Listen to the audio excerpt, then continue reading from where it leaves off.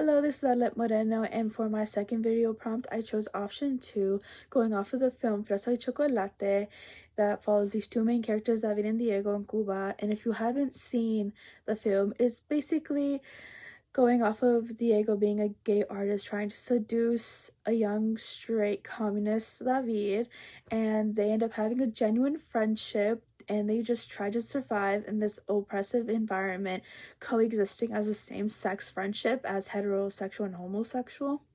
And the reason why I chose this film is the way I identify with the two main characters. So the way I connect with Diego is his sense of passion and need to want to share something good that he was able to experience in order to possibly help others. So in the film, he was trying to have an exhibit with all these statues from what we now know as Christian and Catholic religions.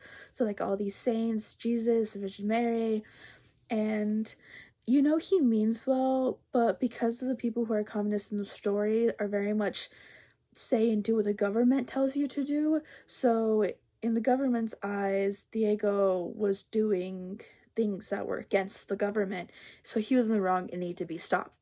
And the way that this can be seen in modern day society, as the way it relates to me, is basically kind of like being in a professional workspace and you see someone who is disabled either intellectually or physically, or whether you see it or not, most people in modern day society are like, oh, like, why is he here?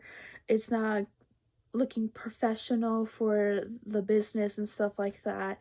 And the way this relates to film is because Diego was gay, he was not seen as human. He was seen for whatever he was, and that was gay.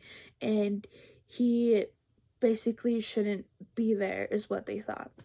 And leading into David, the way I relate to him is the sense of being ignorant, because he grew up with the amount of like-minded people telling him the exact same thing. So like going off with like homosexuality and heterosexuality, like let's say a kid that grew up with like, oh, like love is love, they will grow up to be more open-minded and be like, oh, like that's okay, like they are still human. But people who are homophobic would teach their kid like, oh, like man is made for woman, woman is made for man, like it should stay that way.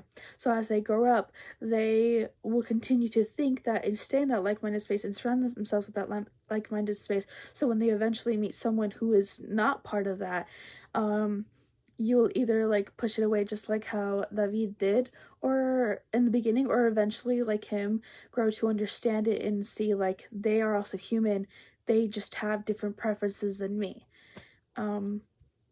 And yeah, just developing different thoughts and how things should be done.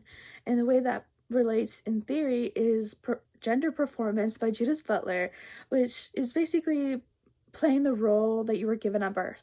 So men or boys are blue and girls and women are pink. And so since Diego was born as a man, but he's essentially on the pink side, it's a big issue within Cuban society because he's going against the norms and what the government wants. And since he isn't following the rules, he needs to be taken care of. And by that, it's by installing fear using Foucault's theory as the elements of power, using whatever must be done to obtain it and keep it. And this way, it was installing fear. And the way they did this to Diego, so like the whole thing that happened was he submitted a letter, angered a lot of people, and now he's being threatened, and in order to survive he had to flee the country that he loves the most. And I think this is very much present in today's society and can very much relate to my generation, because we are constantly trying to evolve and learn and be better humans and correct the wrongs previous generations did. And hopefully we eventually lead to a better environment where everyone can feel safe and not having to flee somewhere they grew up. But yeah, have a great day.